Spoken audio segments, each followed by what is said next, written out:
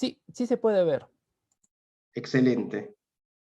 Eh, a ver, la charla que voy a dar hoy está orientada a, por ejemplo, ¿no? A lo que pasa en el día a día. Creo que todos nosotros, a consecuencia de la pandemia e incluso sin, antes de ella, hemos interactuado con las redes sociales, por ejemplo, ¿no? Facebook y otras plataformas. A veces también usando estos aplicativos, a veces hemos visto que nos llega publicidad, ¿verdad? Y, y, por ejemplo, uno se puede preguntar, ¿no? Si uno quiere publicitar en estas plataformas, te llega un precio, ¿no? O sea, si tú quieres, el mismo Facebook, por ejemplo, tiene un algoritmo automatizado en donde te dicen, si quieres llegar a cierto público, que bajo ciertas preguntas que ellos te hacen, te dicen tanto es el precio, ¿no? O el tiempo y esas cosas. Entonces, uno se preguntaría, ¿cuál es el algoritmo que está detrás de eso, no? Entonces, justamente la charla que he preparado está enfocado a ver cuál es lo que está por detrás de esos algoritmos, ¿no? Y justamente el enfoque económico que está en el core de estos métodos computacionales, ¿no? Entonces, por eso le he puesto ahí diseño de mecanismos algorítmicos, porque en economía, al menos en lo que abarca la exposición, voy a enfocarme en diseño de mecanismos, ¿no? Y algorítmico, porque justamente vamos a ver cómo se desarrollan o dar una idea de cómo se desarrollan estos métodos computacionales bajo este framework. Entonces, el enfoque de la presentación va a comenzar con una introducción, voy a dar el enfoque general de la charla, voy a introducir un algoritmo que es muy sencillo, que es conocido como Tatunenment. Esto me va a servir luego para introducirnos a diseño de mecanismos, que es donde el ambiente donde vamos a trabajar. Voy a mostrar en este acápite dos mecanismos.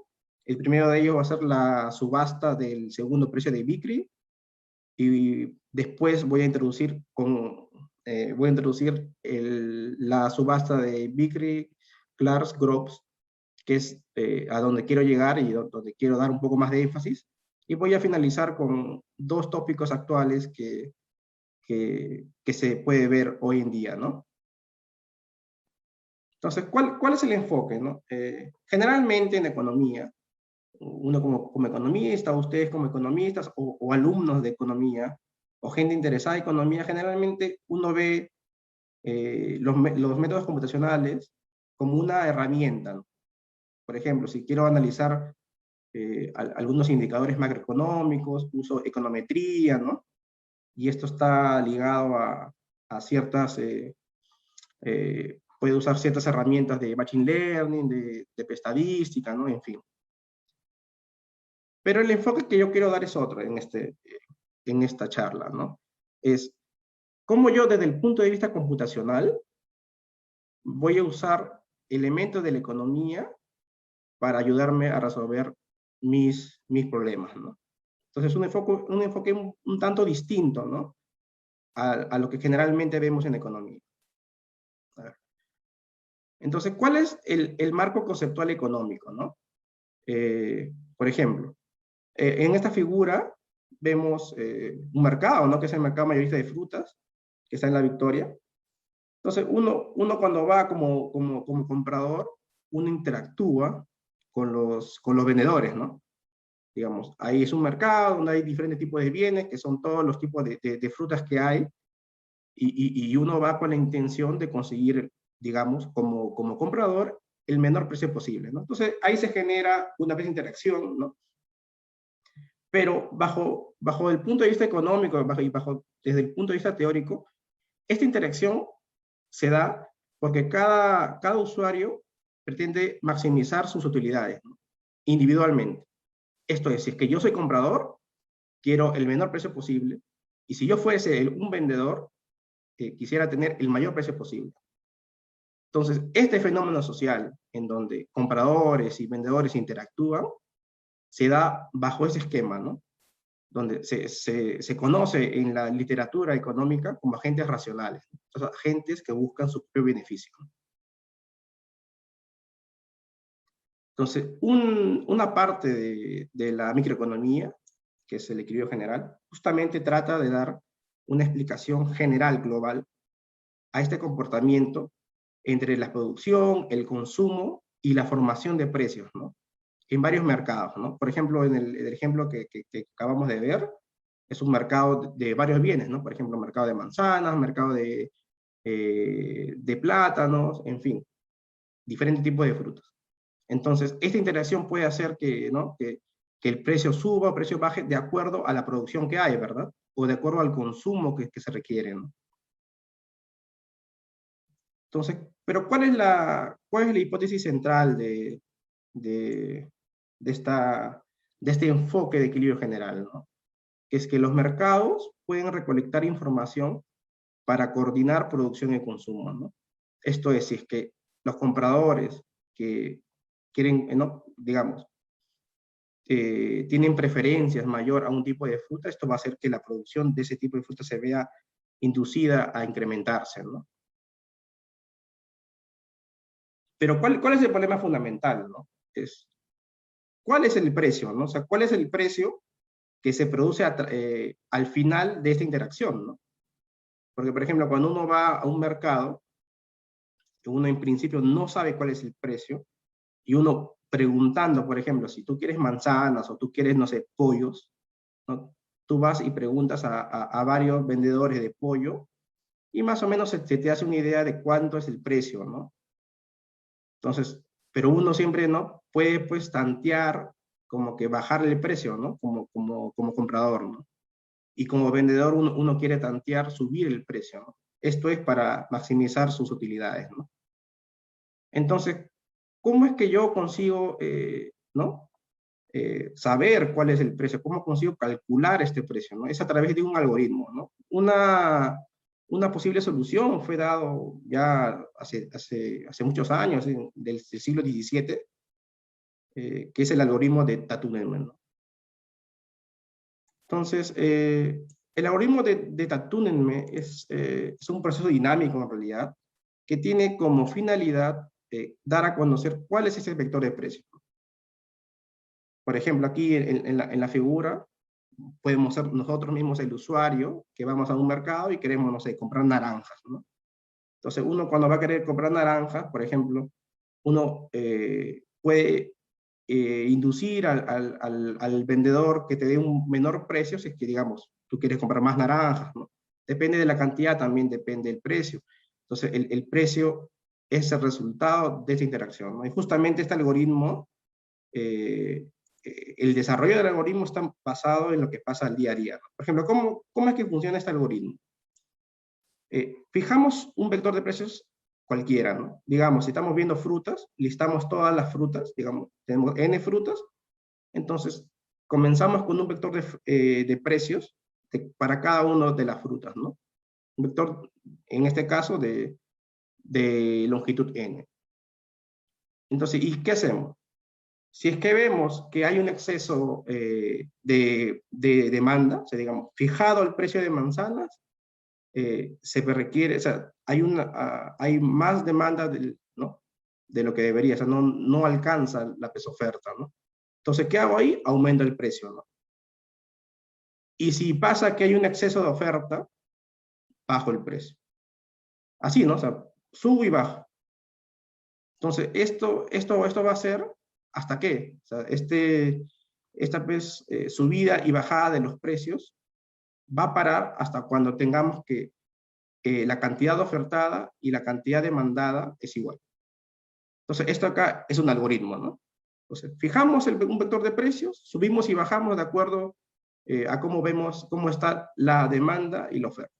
Y paramos hasta que tenemos oferta igual a demanda, que es lo que ¿qué es lo que ocurre en realidad, ¿no? Cuando uno va al mercado, lo que quiere el vendedor es acabar el stock de bienes que tiene, ¿no? Y el comprador quiere saciar sus preferencias, ¿no? Entonces, por lo tanto, los mercados pueden agregar información a través de los precios, ¿no? ¿Por qué? Porque el precio que sale como resultado es un reflejo de cómo está la oferta y la demanda, ¿no? Si el precio está muy caro, quiere decir que la gente gusta de ese bien, ¿no? Y caso contrario, si que es a la inversa. Entonces, en cierto sentido, esto de acá formaliza la idea de Adam Smith, ¿no? De la mano invisible, ¿no? Que los mercados pueden interactuar con sus propias reglas, ¿no? Y esto lleva a un vector de precios que es beneficioso para toda la sociedad, ¿no? Ahora, este modelo que acabo de escribir y el algoritmo tiene limitaciones, ¿no? Y las limitaciones están en los detalles, ¿no? En las hipótesis que uno dio para llegar a ese resultado, ¿no? El resultado, en principio, puede parecer increíble, ¿no? Porque uno dice, ah, bueno, entonces los mercados, si que se le deja al libre albedrío, se autorregula, lleva como resultado un vector de precios que es beneficioso para todos, ¿no? Pero tenemos que ver los detalles, ¿no? Estamos asumiendo, por ejemplo, que los agentes son tomadores de precios. ¿Qué me refiero con eso? Que, por ejemplo, si es que se dice, no sé, las manzanas deben estar 2 soles el kilo, ejemplo, ¿no? Entonces se supone que todos los vendedores de manzana aceptan ese precio y todos venden 2 soles el kilo. Pero esto no necesariamente puede ser así, ¿no? Porque acá estamos asumiendo de que el mercado es muy grande, de que hay muchos vendedores de manzana en este caso, pero puede ser cualquier bien, y todo el mundo va a aceptar el precio porque hay competencia, ¿no? Pero si hubiera un monopolio, no es así, ¿no? Por ejemplo. Otro es que no se preocupa este mecanismo de los incentivos, ¿no? Por ejemplo, si uno sabe que el día de mañana va a haber escasez y uno es un vendedor de un bien y sabe que mañana va a haber escasez de ese bien, entonces, ¿cuál es el incentivo de ese vendedor de efectivamente vender su producto, ¿no? En ese día? Otro detalle a tomar en cuenta es que se está asumiendo que los bienes son divisibles, ¿no? En el algoritmo que acabo de escribir, en realidad es un algoritmo con números reales, ¿no? O sea, pueden tener decimales, puede salir, no sé, el resultado puede salir que, que debe haber pi manzanas, ¿no? Por ejemplo. Pero obviamente pues, el número de manzanas es un número entero, ¿no? Y el algoritmo corre si estamos trabajando con números reales, ¿no? Y esto no es una hipótesis real, digamos. También asumimos que el cálculo y la comunicación es fácil, ¿no? O sea, por ejemplo, si decimos que el precio de equilibrio se da a 6 soles el kilo de pollo, por ejemplo, en un mercado de pollos, entonces se supone que que todos los vendedores de pollo de Lima se enteran automáticamente que ese es el precio de equilibrio, ¿no? Pero eso tampoco ocurre así, ¿no? La comunicación en realidad no es simple, ¿no? Ujú. Entonces, siempre es bueno, ¿no? Ver en un modelo cuáles son los pros y los contras, ¿no? Cuáles son los beneficios de usar un modelo y cuáles son las limitaciones del mismo, ¿no? Entonces, es por eso que entramos a otro campo, ¿no? Si es que relajamos algunas hipótesis que están dentro de las limitaciones del esquema que di anteriormente, entonces entramos ¿no? a este nuevo campo de la microeconomía que es diseño de mecanismos, ¿no? Que voy a describir. En esta parte de la presentación voy a enfocarme en realidad en el mecanismo de Bickley-Clark-Groves. Un caso particular es la subasta del segundo precio de Bickley, ¿no? Que voy a comentar antes. Por ejemplo, la SUNAT en Perú generalmente suele subastar bienes, ¿no? ¿No? Por ejemplo, ¿no? Si incauta, no sé, automóviles, ¿no? A veces cuando uno va a la página de la SUNAT es común ver, ¿no? Remates, ¿no? Remates públicos. Entonces, desde el punto de vista de la SUNAT, ellos tienen un objetivo, ¿no? ¿Cuál es el objetivo ahí? Maximizar, o sea, recaudar la mayor cantidad de dinero posible, ¿verdad? Entonces lo que generalmente hace la SUNAT es subastar el bien, ¿no? Dado que ellos quieren recaudar lo máximo posible en dinero, lo que ellos hacen es subastar.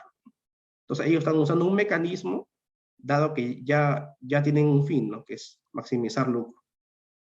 Entonces acá estamos dentro de también, que es una parte importante de diseño de mecanismo, que es teoría de subastas, ¿no? Entonces, la teoría de subasta plantea ciertas interrogantes en realidad fundamentales, ¿no? Por ejemplo, ¿no? ¿Cómo llegan los precios públicos a reflejar la información privada, ¿no? Porque, por ejemplo, si nosotros fuéramos UNAT en el ejemplo que acabo de dar, digamos, yo quiero subastar un vehículo, ¿no? Entonces, lo que hace la SUNAT es junta a un grupo de agentes que quieren, ¿no? Que quieren tener ese vehículo. Si la SUNAT supiera de antemano cuál de ellos valora más el vehículo, no tendría necesidad de hacer ninguna subasta, ¿no? Porque puede negociar con él de forma directa, ¿verdad? Porque sabe que con él puede sacar la mayor cantidad de dinero posible. Pero el problema justamente es eso, que la SUNAT en este caso no conoce esa información, ¿no? Entonces, ¿cómo es que esos precios que son públicos pueden reflejar esa información, ¿no? Lo que yo quiero en realidad es obtener esa información privada. ¿Quién es el agente que valora más, por ejemplo? El vehículo, en este caso. Otra interrogante fundamental es, ¿por qué los agentes estratégicos interactúan en el sistema de precios de una manera que revela lo que saben? O sea, ¿por qué yo, si quiero entrar a la subasta, o sea, estoy incentivado a entrar en ella, ¿no? O sea, aún sabiendo que el objetivo del subastador, en este caso la SUNAT, quiere extraer mi información, ¿no? La información privada de cuánto yo valoro un bien. Otro interrogante es, ¿cómo podemos diseñar los mecanismos, ¿no? Que ese es un interrogante fundamental, ¿no? Si yo soy SUNAT, quiero obtener la mayor cantidad de dinero posible, ¿cómo es que yo diseño la subasta? O si puede haber otro mecanismo mejor, ¿no? ¿Quién sabe, no? Entonces, ¿cómo yo estoy seguro que el mecanismo que estoy usando justamente me maximiza el lucro, ¿no? Y otro es, dado que ya, digamos, ya hice el mecanismo, diseñé un mecanismo, en este caso el mecanismo de subasta, ¿cuál es el precio que yo voy a obtener? O sea, digamos, si voy a subastar un vehículo, ¿cuánto voy a obtener? ¿Cuánto me van a pagar por el vehículo, ¿no? Entonces, siempre es bueno tener un estimado de cuánto voy a recibir, ¿verdad? Entonces, introducí este ejemplo en sí para aterrizar un poco lo que es el campo un poco más general, que es diseño de mecanismos, ¿no? En general, el diseñador está interesado en implementar un mecanismo que genere un resultado esperado. En el caso que di de la subasta de la zona era maximizar su utilidad, ¿verdad? Pero nosotros vamos a estar interesados en otro, ¿no? O sea, en otro resultado, ¿no? Digamos que queremos maximizar el bienestar social. ¿Está bien? La economía de uno o más bienes indivisibles está compuesta por agentes racionales. Es bueno resaltar que son indivisibles, ¿no? Por ejemplo, en el caso de la subasta de vehículos, se subasta vehículos, ¿no? O sea, nadie quiere comprar partes de vehículos, digamos. Digamos, nadie da un precio por comprar, no sé, una llanta o un espejo retrovisor, ¿no? Uno paga una cantidad de dinero por todo el vehículo, ¿verdad? Y los agentes racionales, es importante, ¿no? Esto resaltando, ¿no? El framework inicial que he dado, ¿no? Que agentes racionales se entienden como agentes que quieren maximizar su propio beneficio, ¿no? Entonces, sí, lo que sí tenemos asumimos algo, que conocemos las funciones de utilidades de los agentes en la economía, ¿no?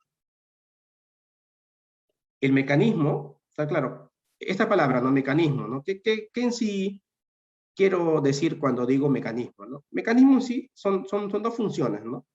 Primero, especifica la alocación de los bienes. Esto es, digamos, si estamos viendo el tema de la subasta de carro y tengo, no sé, cinco agentes que quieren apostar por el carro, entonces una función de desalocación sería, doy el carro al agente 1 y no doy el carro a los otros agentes, ¿no? O cualquier variante de eso, ¿no? Por ejemplo, ¿no? Esa es una función de alocación, ¿no? ¿Y cuál es la regla de pago, ¿no? O sea, ¿cuánto pagan los agentes, ¿no? Por participar del mecanismo, ¿no? Entonces eso también es, ¿no? Porque cuando, digamos, la subasta, ¿cuál es? ¿No? Uno da un precio, o sea, cada agente da un precio, ¿verdad? Lo que generalmente la subasta que uno tiene en mente, ¿cuál es? Dado que cada agente dio un precio, se coge el mayor, ¿verdad? El mayor precio. El agente que apostó el mayor precio gana la subasta y paga ese precio, ¿verdad?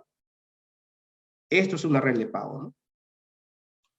Entonces, generalmente, en diseño de mecanismos se tienen varias restricciones, ¿no? Por ejemplo, una de ellas es compatibilidad de incentivos. ¿Esto qué quiere decir? Que yo quiero, por ejemplo, el diseñador puede estar interesado en mecanismos que revelen la verdad. ¿A qué me refiero con esto? Digamos que el diseñador quiere mecanismos en donde quiere conocer exactamente cuál es el valor que da a un objeto, ¿no? Y no está interesado que el agente mienta, ¿no? Que diga un valor que no es, ¿no? Digamos, es que yo puedo pagar, en el contexto del ejemplo que di anteriormente, si yo quiero pagar o puedo pagar, no sé, $50,000 por un carro, por un vehículo, entonces lo que está interesado el diseñador en este caso, si estuviera esta como restricción, compatibilidad de incentivos, es que yo diga específicamente que yo apuesto $50,000 por el carro y que no diga un valor mayor o un valor menor. Racionalidad individual. ¿Qué quiere decir esto? Que los agentes participan de manera voluntaria en el mecanismo. Esto es, a mí me conviene participar del mecanismo. Yo gano participando del mecanismo. No es que estoy obligado a hacerlo. Otra restricción puede ser la restricción de presupuesto. Esto es que no es necesario subsidiar el mecanismo, ¿no? O sea, no necesito dinero externo para que el mecanismo pueda funcionar. Otra puede ser limpieza de mercado, que era del ejemplo de Tatunement, del algoritmo que di al comienzo de la charla, que quiero, por ejemplo, que la oferta sea igual, la cantidad ofertada igual a la cantidad demandada. Eso es limpieza de mercado. En diseño de mecanismos, generalmente, como input tenemos los valores privados de los agentes, ¿no? Entonces, para entrar a lo que quiero, que es la subasta de Vickrey Clark Groves, voy a introducir esto con un ejemplo, ¿no? Por ejemplo, este es el problema que tienen los estados, ¿no? Acá en la figura vemos, es una caricatura, en realidad era una crítica que se le hizo al gobierno de Alan García, a su segundo gobierno, donde él privatizó, ¿no? Algunos bienes públicos, ¿no? Pero ¿qué es lo que está por detrás de las privatizaciones, ¿no? Por ejemplo, el Estado, digamos, tiene un bien y sabe que él no lo administra bien. O sea, no es,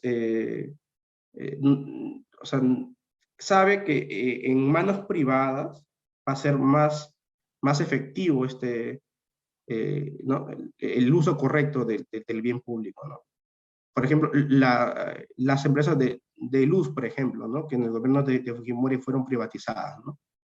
Entonces, el Estado no es que busca maximizar la cantidad recaudada al privatizar el bien. O sea, no es que lo que remate tipo, pues, el mecanismo que vimos de la SUNAT. En sí, los estados con las privatizaciones en general no buscan eso.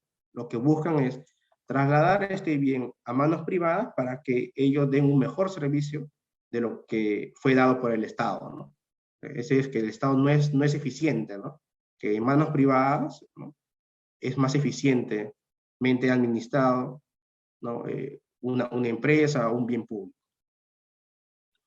Entonces, este es el framework, ¿no? O sea, no queremos, por ejemplo, maximizar ingresos, ¿no? Porque si queremos maximizar ingresos, entonces lo que haría el Estado es tipo PSUNAT, ¿no? Simplemente remato el bien al mejor postor, ¿no?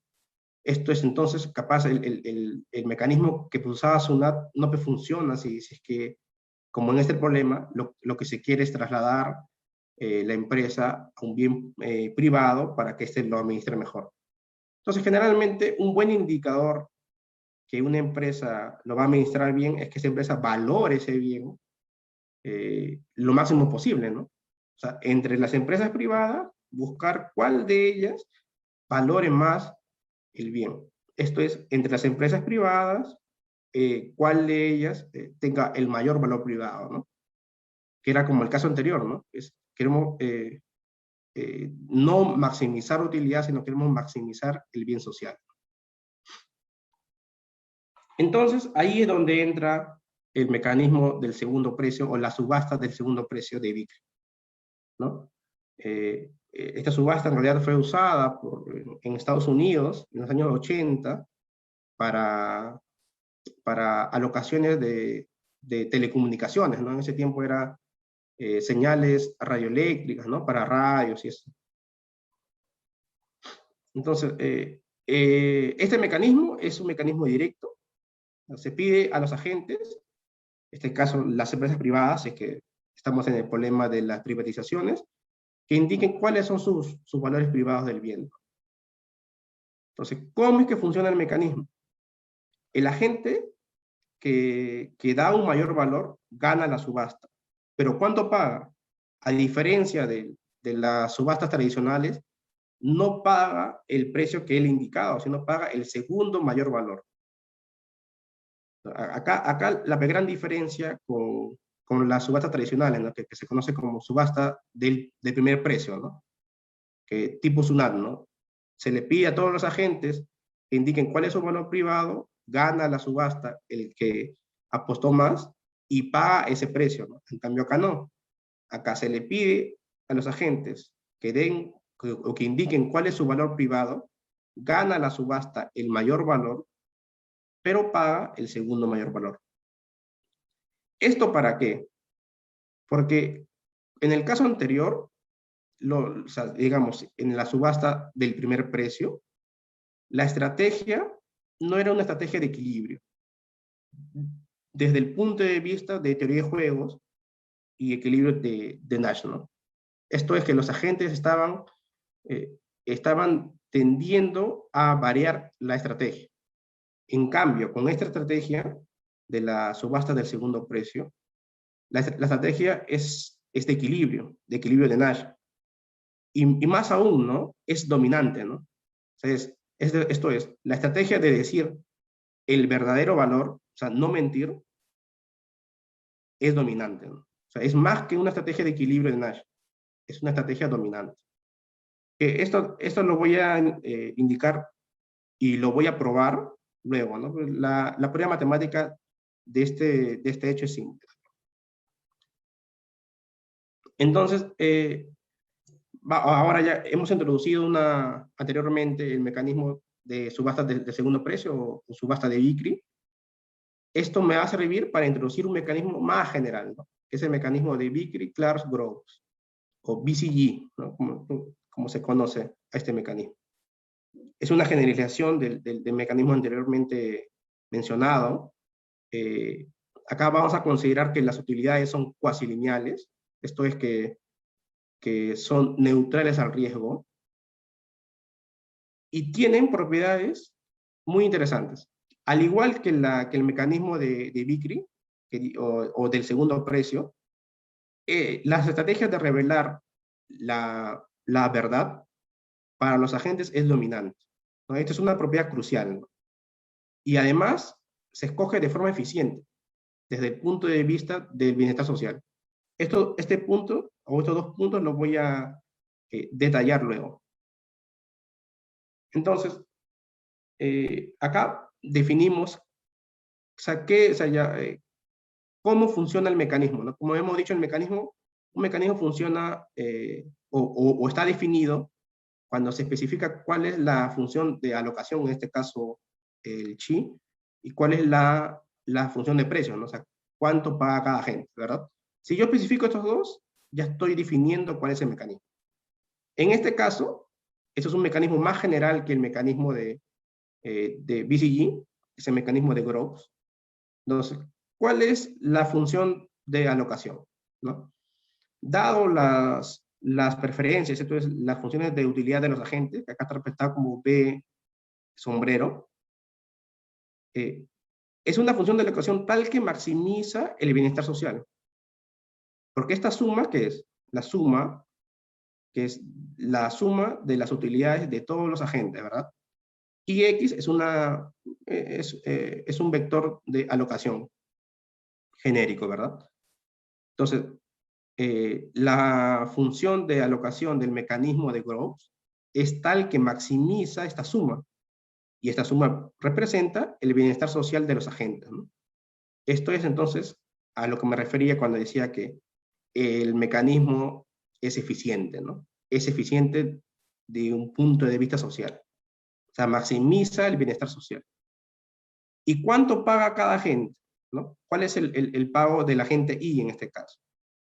Paga, HI es una función genérica, el mecanismo de Groves es bien general, pero que solo depende de las preferencias de los otros agentes, ¿no? Esta es una notación de teoría de juegos, ¿no?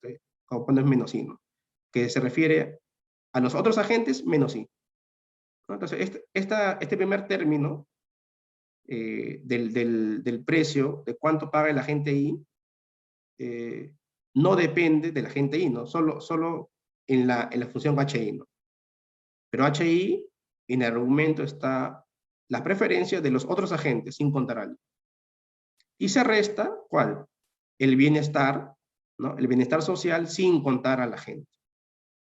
Sin contar a esa gente ahí, ¿no? Porque el chi es la función de alocación dado el mecanismo de Groves, ¿no? Todo esto de acá lo voy a aterrizar con un ejemplo al final. Así que ahí tranquilos. A veces es un poco complicado entenderlo en una primera vez. Entonces, el mecanismo BCG o de Vickrey-Clark-Groves es un caso especial del mecanismo de Groves. Simplemente se le da una forma específica a la función h anteriormente, acá, la función h.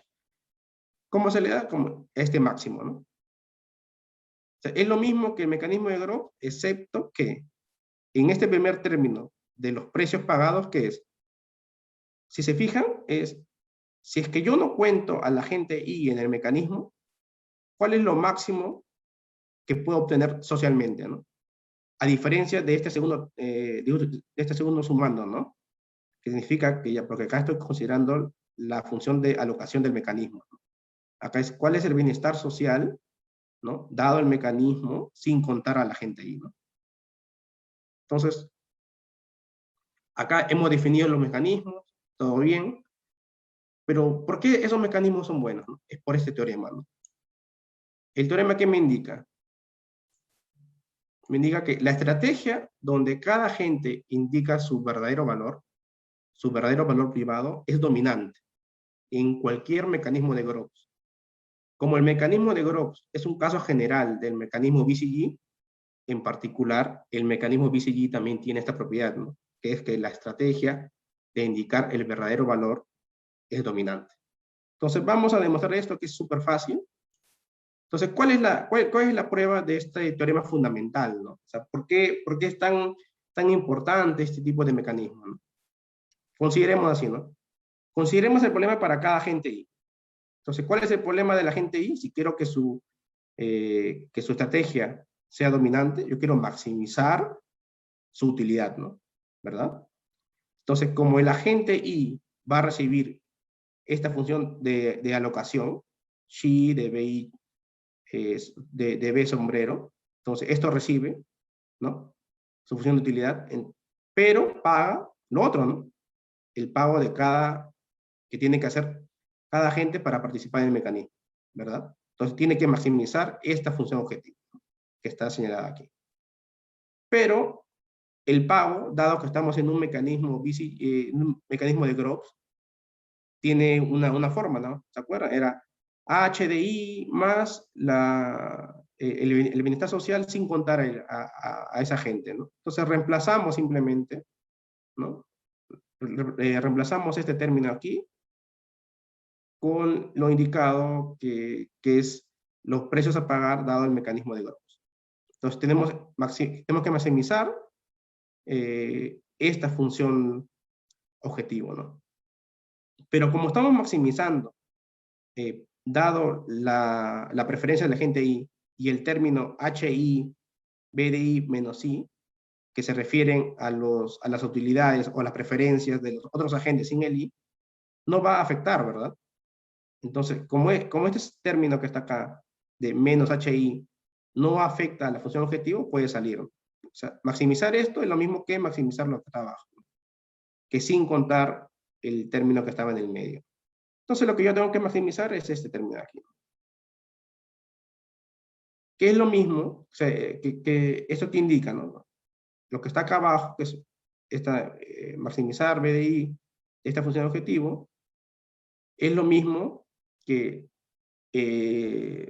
escoger un X, o sea, una función o un vector de alocación tal que me maximice esto de acá, ¿no? Estoy reemplazando simplemente el chi de B sombrero como un X, nada más. Es lo mismo. Pero como estamos en un mecanismo de Groves, la función de alocación, dado las preferencias, maximiza el bienestar social, ¿no? ¿Verdad? Y esta función de alocación es casi idéntica a la que está arriba, excepto porque el de abajo es el BDI sombrero y el de arriba no, ¿no? Esto es que si el agente I indicase que escoge su verdadera preferencia, hace que maximice justamente su función objetivo. Esto es que revelar la verdad para cada agente es una estrategia dominante. ¿Por qué? Porque sin importar lo que hagan los otros agentes, si es que él revela la verdad, maximiza su pago, ¿no?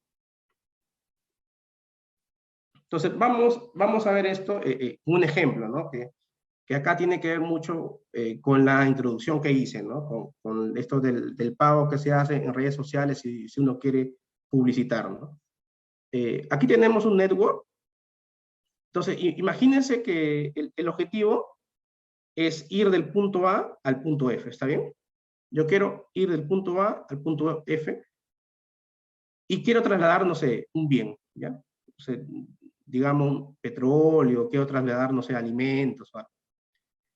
Y estos números que están encima de la flecha, que me representen distancias. Entonces, ¿cuál es el costo? El costo es directamente proporcional a la distancia, ¿no? Me cuesta el triple trasladar un bien del A al B que del B al E, ¿no? Porque de B al E solo tiene una distancia de 1 y del A al B 3. Y digamos que el problema es lo siguiente, ¿no? Y digamos que hay un peaje en cada camino, ¿no? Digamos que ponemos un peaje en cada camino. Entonces, ¿cuánto debería pagar cada peaje para, para participar, ¿no? O sea, para estar en la vía, ¿no?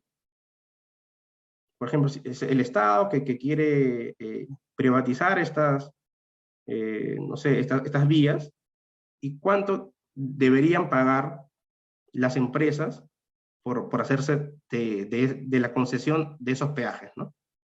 Si el objetivo es ir del punto A al punto F, ¿no? Entonces, ese es un problema real, ¿no? Un problema que pasa.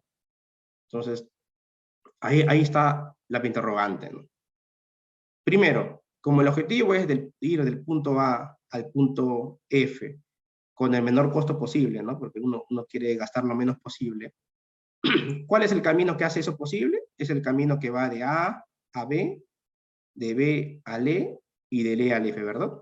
¿Cuánto me cuesta ese camino? 3, 1, 1, 5. ¿No? Cualquier otro camino me hace gastar más, ¿verdad?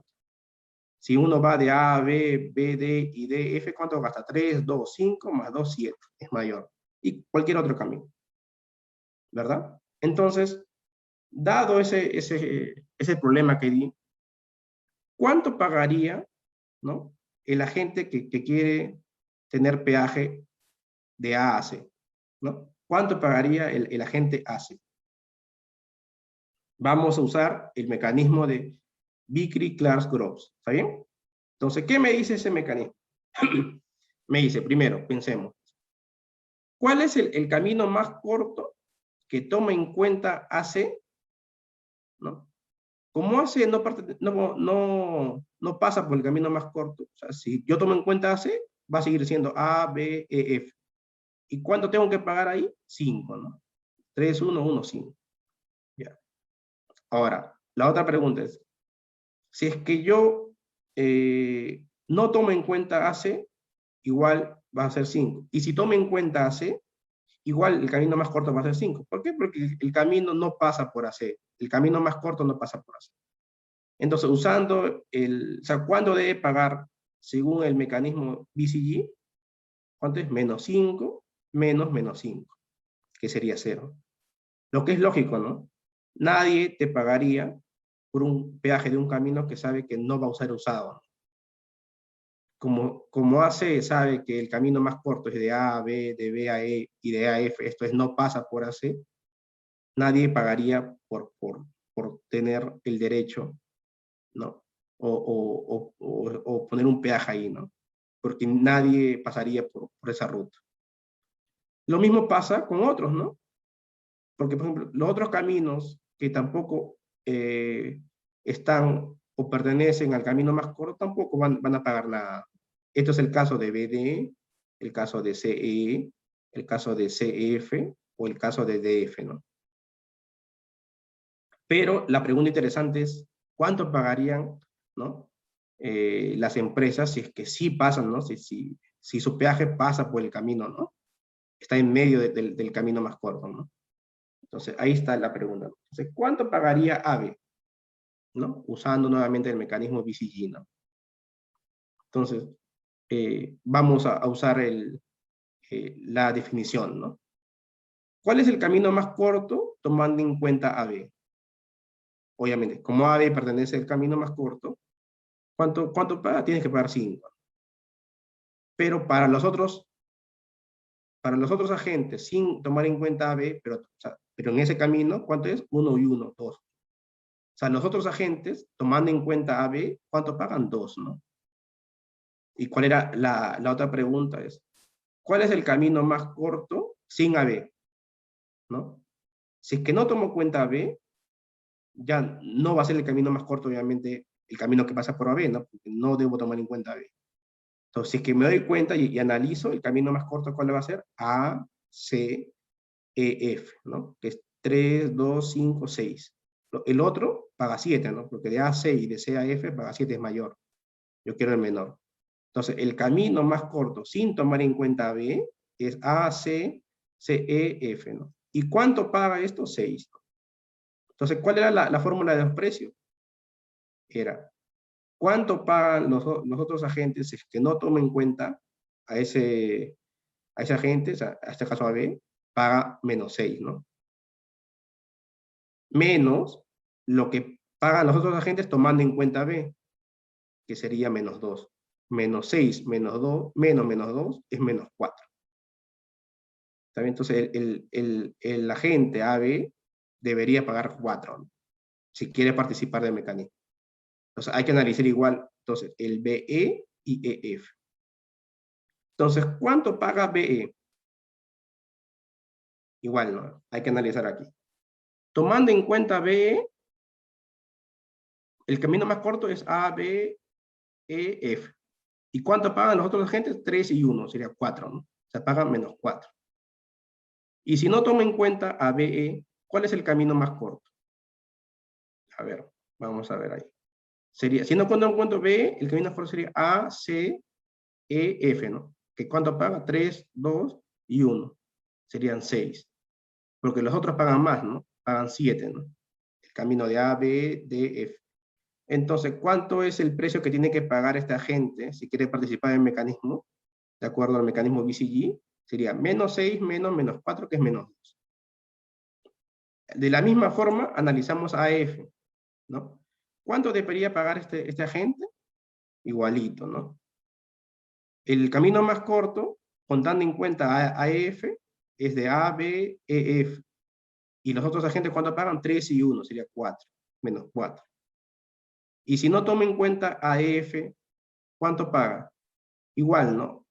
Sería de A, C, a F, 7. Y de A, B, D, F también es 7, entonces pagan 7, ¿no? Entonces, ¿cuánto es el precio que tiene que pagar? Sería -7 menos -4, -3, ¿no? Entonces, el mecanismo me da al menos nos puede predecir, ¿no? Si tuviéramos este problema, ¿cuánto debería pagar cada agente, ¿no? Si quiere participar de este mecanismo ya que he descrito, ¿no? Ahora, acá se resalta un interrogante, ¿no? Mire, el peaje que pasa por BE, ¿no? Tiene un costo de 1, y el peaje de EF también tiene un costo de 1, ¿no? Entonces uno pensaría que deberían pagar lo mismo ¿no? Cada agente debería pagar por lo mismo, ¿no? Por ese peaje, ¿no? Si el costo digamos, de cada vehículo que quiere transportar un bien entre esas vías es lo mismo, ¿no? Pero cuando yo miro la fórmula o el resultado, de acuerdo al mecanismo, de acuerdo a los cálculos, es distinta, ¿no? EF paga más que BE, ¿no? ¿Por qué? Porque en realidad, de acuerdo al network, de acuerdo a la red que acá está descrito, EF es más importante que BE, ¿no? Entonces, ahí está la importancia, ¿no? Del análisis de las redes, los pesos que se dan a cada redes, ¿no? Y en realidad, este ejemplo muy sencillo que he preparado acá es la base de los algoritmos, ¿no? Que se hacen, ¿no? Porque si pueden ver esto, ustedes pueden interpretar estas redes como si yo quiero llegar a un cierto tipo de público, ¿no? En Facebook, uno hace sus redes, ¿no? Obviamente esas redes van a ser bien complejas, pero el fondo del asunto es lo mismo, ¿no? Entonces, más o menos ahí, o sea, obviamente hay ciertas modificaciones que hay, porque siempre hay cosas especiales que hay en cada red, algunas asunciones que se hacen extras, ¿no? Esto hace que el algoritmo a veces sea mucho más complicado, ¿no? Pero lo que está por detrás, el corazón de esos algoritmos, en realidad es este algoritmo, ¿no? El algoritmo de BCG. Pero siempre es bueno también ver las limitaciones, ¿no? ¿Cuáles son las limitaciones del mecanismo que acabo de describir, ¿no? Por ejemplo, una de ellas es que el problema es que los agentes revelan totalmente cuáles son sus valores privados, ¿no? Y esto porque es un problema, ¿no? Porque a veces pasa de que los agentes, digamos, si estamos hablando de que van y quieren licitar peaje de vías, el problema es que estos mismos agentes también pueden participar ¿no? de estas subastas, ¿no? En otros contextos, ¿no? Y el problema es que si en un mecanismo ya han revelado toda esa información, puede ser usada en su contra por los otros agentes, ¿no? En el futuro, ¿no? Ese es un problema, ¿no? Es por ello que generalmente solo se le pide la información necesaria, o sea, no necesariamente a veces se requiere que revelen toda su información privada, sino lo necesario para que se pueda calcular cuál es esta función de desalocación y cuál es el pago que deben hacer para participar en el mecanismo, ¿no? Otro problema es que el mecanismo BCG es susceptible a colusión, ¿no? Esto es que empresas se pueden aliar antes de participar del mecanismo, ¿no? Y esto hace que los precios privados se distorsionen, ¿no? ¿Qué es lo que pasó con el club de la construcción, por ejemplo, ¿no? Que en realidad ellos ya estaban coordinados antes de la participación de las licitaciones estatales, ¿no? Eh, otro, Otra limitación es que en este mecanismo se puede terminar pagando arbitrariamente más de lo que una gente está dispuesto a aceptar, ¿no? Por ejemplo, uno tiene un capital, digamos, uno participa de una licitación y digamos, lo máximo que tú puedes pagar es $1.000.000, ¿no? Pero el mecanismo BCG dice que tienes que pagar $3 millones de dólares. Entonces, es imposible a veces, ¿no? Para una persona o para una empresa, ¿no? Aceptar simplemente lo que te dice el mecanismo, ¿no? Porque uno tiene ciertas limitaciones presupuestales, ¿no? Entonces, quiero terminar esta presentación presentando dos tópicos actuales que se hacen sobre esta línea de diseñar algoritmos, ¿no? Bajo el contexto de diseño de mecanismos, ¿no? Este paper de aquí lo presenté hace menos de un mes, también en un foro similar, ¿no? Redistribución vía mercado, es un paper que se acaba de publicar en Econométrica, y acá, por ejemplo, el problema es, si yo tengo el mercado de un solo bien, pero tengo compradores y vendedores, tienen diferentes salarios, ¿no? Si hay desigualdades presupuestales, ¿no? Si hay ricos y pobres, ¿no? Entonces, en ese contexto, en este paper analizan cuándo es óptimo el control de precios, ¿no? Y en este otro paper, es un problema también que ocurre, que es muy analizado en Europa y en, y en Estados Unidos, es el problema de los órganos, ¿no? Como riñones, ¿no? Por ejemplo, está prohibido la venta de órganos, pero lo que sí está permitido es el intercambio de órganos, ¿no? O sea, esto es, si yo tengo un riñón y otra persona tiene otro riñón, y si, no sé, y si mi riñón o yo tengo un riñón que le sirve a la otra persona, y la otra persona puede proveerme un riñón que me puede servir a mí, o sea, en el sentido de que yo tenga un familiar, ¿no? Que necesite ese órgano. Entonces puede haber un intercambio para que ambos se beneficien, ¿no? Pero el problema es que no necesariamente existe eso, ¿no? Ese contexto, ¿no? Porque lo que generalmente ocurre es que si yo tengo un familiar que necesita un riñón y consigo otro caso similar, o sea, otra persona que tiene un familiar que también necesita un riñón y que tienen un riñón pero que no es compatible con su familiar, ellos quieren entrar en contacto, ¿no? Con otro familiar que tenga un riñón que justo sea compatible a su familiar, ¿no? Pero ese match a veces no es posible, ¿no? Entonces, lo que se hacía, o lo que se hace incluso hasta ahora, es hacer una pescadena, ¿no? Muy grande de gente, donde hay intercambios mutuos, tal que todo el mundo es beneficiado, ¿no? Se obtiene, ¿no? Bajo intercambio de órganos, que todo el mundo haga match, ¿no? Entonces, justamente este paper analiza esto, ¿no?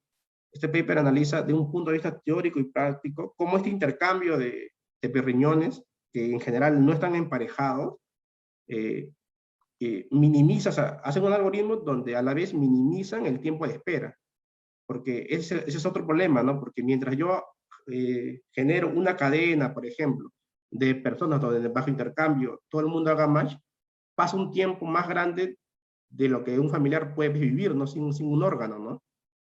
Entonces, justamente este paper analizó ese caso particular, y diseñó un algoritmo, ¿no? En donde es posible optimizar eso, ¿no? Y nada, si tienen, no sé, alguna duda para poder discutirlo.